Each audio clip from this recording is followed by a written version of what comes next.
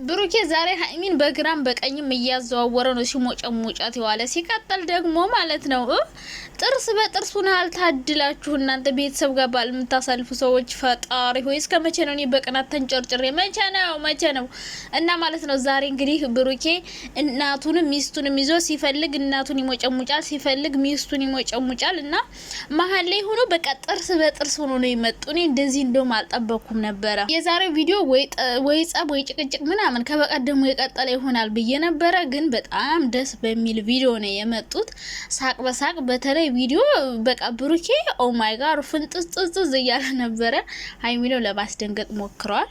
እንግዲህ የዛሬው ቪዲዮ የተሰራው ሀይሚን 300,000 ለማስገባት ነው ማለት ነው። እና 300,000 አስገቧት ጋይስ። ትንሽ ነው የቀራት እንዴ! አሁን ግን የሀይሚ ሰብስክራይብ ነው ስታካርጎ ዝም አለኮ።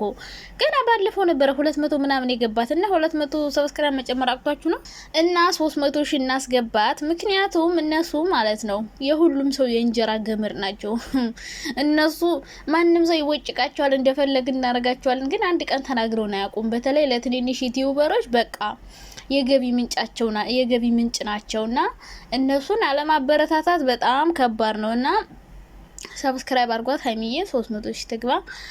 ከዛ በኋላ ደግሞ አንቨርሳሪያችንም ደርሷል እያለ ነበረ ብሩኬ ማለት ነው። ሊያከብሩ ነው። ብቻ በጣም ደስ ይላል። እናንተ ተስማምታችሁ ከሆነ በጣም ደስ ብሎኛል። ምክንያቱም ሌላ መሀል ላይ የሆነ ጸብ እንዲመጣ አንፈልግም። በዘላቂ ችግራችሁን እንድትፈቱ መስማማት አለባችሁ ብዬ አስባለሁ። ነገሮችን አለባብሶ ማለፍ ሳይሆንና እንግዲህ ዛሬ ብሩኬ ከእናቱ ጋር ሆኖ ሀይሚን ልጅ ውለጅልኝ እያላት ነበረ። ሀይሚ ደግሞ ሳታግባ ወለደች ይባላለሁ እያለች ነበረ። አዎ ሳይጋቡ ልጅ መውለድ በጣም ነውር የሆነ ነገር ነው። እንግዲህ ያው ብሩኬ ሀይሚን ለማስደንገጥ ነው 300,000 እንድትገባ ከእናቱ ጋር ተመካክሮ እንግዲህ ውለጅልኝ እያላት ነበረ። እሷ ግን ለመውለድ ዝግጁ አልሆነች። ምነው ሀይሚ ምነው? እናንተማ የምትወልዱት ልጅ ማየት ፈለግኩ። የምሬ ነው። ሁለት ቆንጆ ምን አይነት ቆንጆ የሆነ ልጅ እንደሚወልዱ መቼም የት ሊሄድ ይችላለኝ። ሀይሚ ቆንጅዬ ናት፣ ብሩኬ ቆንጅዬ ነው። ከዛ እናቱ የብሩክ እናት ስታምር በጣም ቆንጆ ናት የብሩክ እናት። ሲቀጥል ደግሞ ማለት ነው ግን ወደ አብርሽ እንደሄድ ብቻ ወደ አጎቱ አብርሽ አሁን ብዙ መልክ ቆንጆ አይደለም፣ ግን እሱም ራሱን የሚመስል ልጅ ወልዷል። ቆንጆ ነው የሱ ልጅ ራሱ። እና ብቻ ሁለታችሁ የምትወልዱትን ልጅማ ማየት ናፈቀኝ። በጣም ቆንጆ የሚያምር ልጅ ነው የምትወልዱ ብዬ አስባለሁ። እና እንግዲህ መሀላችሁ ያለውን ነገር ደግሞ ፈጣሪ ይፍታላችሁ። የምር እንደዚህ ፍልቅልቅ ብላችሁ ሳቅ በሳቅ ሆናችሁ ስትመጡ እንዴት ደስ እንደምትሉ። ዛሬውን ብሩኬ እንዴት ደስ እንዳለው በስማ አስባችሁታል። እናታችሁ ከጎናችሁ ሆና፣ ሲቀጥል ደግሞ የምትወዷትም ልጅ በዛው ከጎናችሁ ሆና እና እንዴት ደስ የሚል ነገር እንዳለው እና ሀይሚዬ እንግዲህ ያው ባለ ልጅ ልትሆኝ ነው በቅርቡ። ዋይ ጉድ አሮጊቶችዬ እንዴት ናችሁ? ደህና ናችሁ? አለው አሁን እቺ ልጅ ስትወልድ ደግሞ ምን እንደምትሉ አላቅም። ወይ ሙሽክላ ከቢር። እንዴት ናችሁ የኔ ወዶች፣ የኔ ማሮች፣ የኔ ፍቅሮች? እንደኔ አይነት እኮ አስታዋሽ ሰው የላችሁም በዚህ ምድር። በቀን 3 እንዴት ናችሁ? ደህና ናችሁ? ሰላም ናችሁ ብዬ የምጠይቃችሁ፣ ጧት እንዴት ተነሳችሁ? ምሳ ሰዓት ምሳ በላችሁ? እንዴት ዋላችሁ? ማታ ደግሞ እንዴት አመሻችሁ ብዬ የምጠይቃችሁን እህታችሁን እኔን አለማመስገን በጣም ይከብዳል። በእውነት አመስግኑኝ። ሰብስክራይብ ብታረጉ ጥሩ ነበረ። ሲቀጥል ደግሞ መብታችሁ ነው አለማረግም። እኔ ታውቃላችሁ በቀን 3 ነው ሰላምታ ማቀርብላችሁ እናላችሁ። ዛሬ ማለት ነው እነ ብሩክ ምን አይነት ቪዲዮ ያመጡ ይሆን ብለን ብዙዎቻችን፣ በተለይ የእዩ ጉዳይ አውላላ በጣም አሳብ ሆኖብን ነበረ። በበዓል ማግስት ደግሞ ጭቅጭቅ እንዳያመጡ እንጂ እንዳይጣሉ እንጂ ከጀመረበት እንዳያስቀጥሉት እያልን ነበረ። በተለይ ከካሜራ ጀርባ ቢጨርሱ በጣም ጥሩ ነበረ። የምሬ ነው። ካሜራ ላይ በመጣ ቁጥር አንደኛ እኛ የምንሰጠው አይዲያ ሀሳብ አለ። ሁለተኛ ነገር ደግሞ እነሱ ይህን ቪዲዮ ሲሰሩ የሆነ ሰው ምክር ይሰጣቸዋል። ለምን እንዲያርጋችሁ እንዲያላችሁ በቃ የሚሰራው ነገር በሙሉ ያያሉ። ቲክቶክ ላይ ዩቲዩብ ላይም ኮመንትም ስለሚያዩ እና አንዳንዴ ሶሻል ሚዲያ ላይ ሲመጡ ነገሮች ይብሳሉና አሁንም ቢሆን ከካሜራ ጀርባ ብትፈቱ ጥሩ ነው። ችግራችሁን ካሜራ ፊት ባመጣችሁ ቁጥር ሌላ ብዙ ችግሮች ነው የሚፈጠሩ ብዬ አስባለሁ። ሶ ከካሜራ ጀርባ ችግሮቻችሁን ፍቱ ነው ልላችሁ የምፈልገው። እየፈታችሁ እንደሆነ ተስፋ እናደርጋለን። እዚህ ጋር ሲመጣ ብዙ ሰው ብዙ አስተያየት ይሰጣል።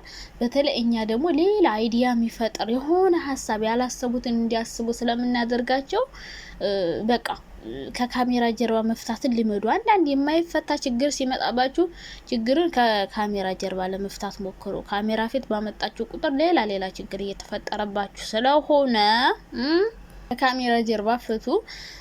ሀይሚ ደግሞ ልጅ ብለሽ ስትባይ እንግዲህ ብዙ ፕሮሰስ አለው ብለሻል። እንግዲህ ይሄ ፕሮሰስ እንዲሄድ ደግሞ አሁን የሚፈጠሩት ችግሮችን በጋራ ማለፍ አለባችሁ። የሆነ ነገር በመሀል ሰው እንዲገባ አትፍቀዱ። በጭራሽ ሰውን አታስገቡና እንደዚህ ደስታችሁን የሚነጥቃችሁን ነገር በመሀላችሁ አታስገቡ። ደስታችሁ የሚነጠቀው ለምንድን ነው? ደስታችሁን የምታጡበት ምክንያት ምንድን ነው? ሰዎች መሀላችሁ ስለሚገቡ ደስታችሁ ይነጠቃል። የሚነጠቀው ደግሞ ሀይሚ ያለ ብሩክ፣ ብሩክ ያለ ሀይሚ ደስተኛ አይሆኑም። ይህን ደስታችሁን አሳልፋችሁ ለሰው መስጠት አለባችሁ ብዬ አላስብም።